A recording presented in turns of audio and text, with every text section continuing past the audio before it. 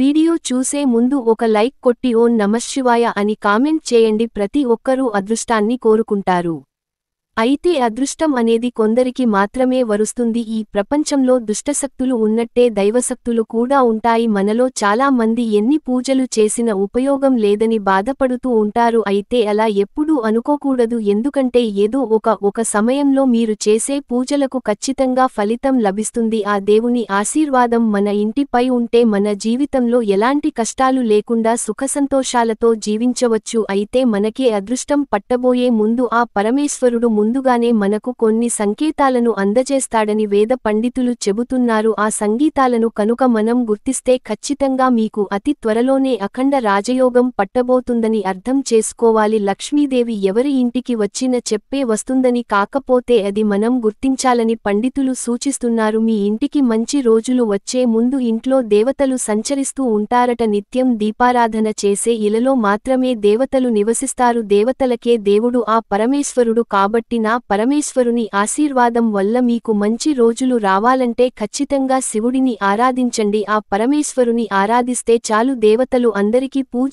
చేసినంత పుణ్యం లభిస్తుంది. శివుడు అభిషేక ప్రియుడు. ప్రతిరోజు ఇంట్లో పూజలు చేయకపోయినా పర్లేదు. ప్రతి సోమవారం శివాలయానికి వెళ్లి ఒక చెంబుడు నీటితో ఆ పరమేశ్వరుడికి అభిషేకం చేసి బిల్వపత్రాన్ని సమర్పిస్తే చాలు, కైలాసంలో ఉన్న పరమేశ్వరుడు ఉప్పొంగిపోయి మీరు ఏది కోరుకున్నా సరే వెంటనే నెరవేరుస్తాడు. ఒక్కొక్కసారి మన ఇంట్లో అనుకోకుండా పాలు పొంగిపోతూ ఉంటాయి. మీ ఇంట్లో పాలు పొంగితే ఎంతో అదృష్టంగా భావించాలి. దీని అర్థం ఏమిటంటే త్వరలో మీ ఇంటికి మంచి రోజులు రాబోతున్నాయని సంకేతం. ఎల్లప్పుడూ పాలు పొంగిపోవడం, పాలు మాడిపోవడం తరచూ జరిగితే మీ ఇంటిలో ఖచ్చితంగా చెడు శక్తులు ఉన్నట్టే. అలాగే మనలో కొంతమందికి ఉదయం బ్రహ్మ ముహూర్తంలో సడన్గా మెలకువ వస్తుంది. ఉదయం తెల్లవారుజాము 3:30 నుండి తెల్లవారుజాము 5:30 మధ్య సమయాన్ని బ్రహ్మ ముహూర్తం అని అంటారు. ఎవరికైనా ఈ సమయంలో ఉన్నట్టుండి మెలకువ వస్తుంటే మీరు చాలా అదృష్టవంతులని, మీరు జీవితంలో ఎప్పుడైనా సరే బాగా సెటిల్ అవుతారని అర్థం. ఇంట్లో మీరు దీపారాధన చేసేటప్పుడు దీపం ప్రకాశవంతంగా వెలిగితే మీ ఇంటిపై ఖచ్చితంగా దేవతల అనుగ్రహం ఉన్నట్లే. అలాగే మీ పూజ గదిలో కానీ వంట గదిలో కానీ బల్లులు ఎక్కువగా కనిపిస్తే మీ ఇంటిపై లక్ష్మీదేవి కటాక్షం ఉంటుందని అర్థం. అలాగే మీరు ఉదయం నిద్ర లేవగానే మీ ఇంటి పరిసరాల్లో ఉడత కలిసి ఇస్తే మీ ఇంట్లో దేవతలు తిరుగుతున్నారని సంకేతం. అలాగే ప్రతిరోజు మీ ఇంటి ముందు కాకి వచ్చే అరిస్తే మీ ఇంటిపై దైవానుగ్రహం ఉందని, ఇంట్లో దేవతలు సంచరిస్తుంటారని సంకేతం. అలాగే మనలో కొంతమందికి రాత్రి సమయంలో గజ్జెల శబ్దాలు వినిపిస్తూ ఉంటాయి.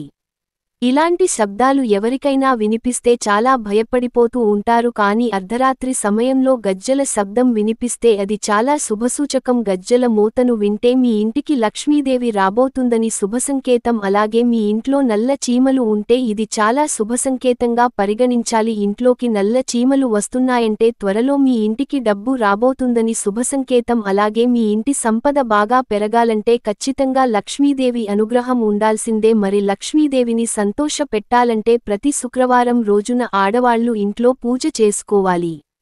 అలాగే ప్రతి శుక్రవారం నాడు గడపలకు పసుపు రాసి ఇంటి ముందు అందంగా ముగ్గులు వేసుకోవాలి.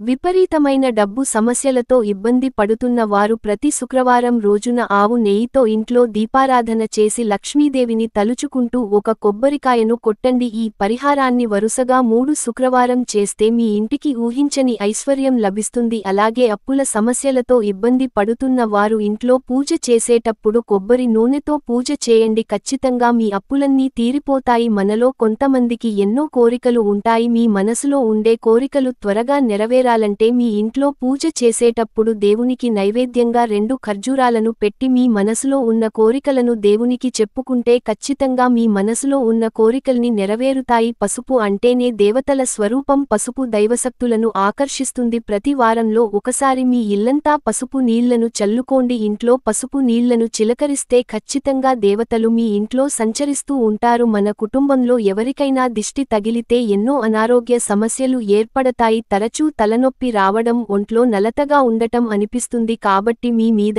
ఎలాంటి నరదిష్టి పడకుండా ఉండాలంటే ప్రతి శుక్రవారం రోజున ఇంట్లో స్నానం చేసేటప్పుడు నీటిలో కొంచెం కల్లుప్పు వేసుకుని స్నానం చేస్తే మీపై ఉన్న చెడు శక్తి మొత్తం తొలగిపోతుంది. అలాగే ప్రతి ఒక్కరి పూజ గదిలో ఏది ఉన్నా లేకపోయినా ఖచ్చితంగా ఒక రాగి చెంబును పెట్టుకోవాలి. రాగి చెంబులో నిండుగా నీళ్లు పోసి మీ పూజ గదిలో ఈశాన్యం దిక్కున పెట్టుకోవాలి. ఎందుకంటే నీటి కలశంలో దేవతలు నివసిస్తారు కాబట్టి మీ పూజ గదిలో కనుక రాగి చెంబులు పెట్టుకుంటే మీరు చేసే పూజలు నేరుగా దేవతలు పాదాల దగ్గరికి వెళ్తాయి.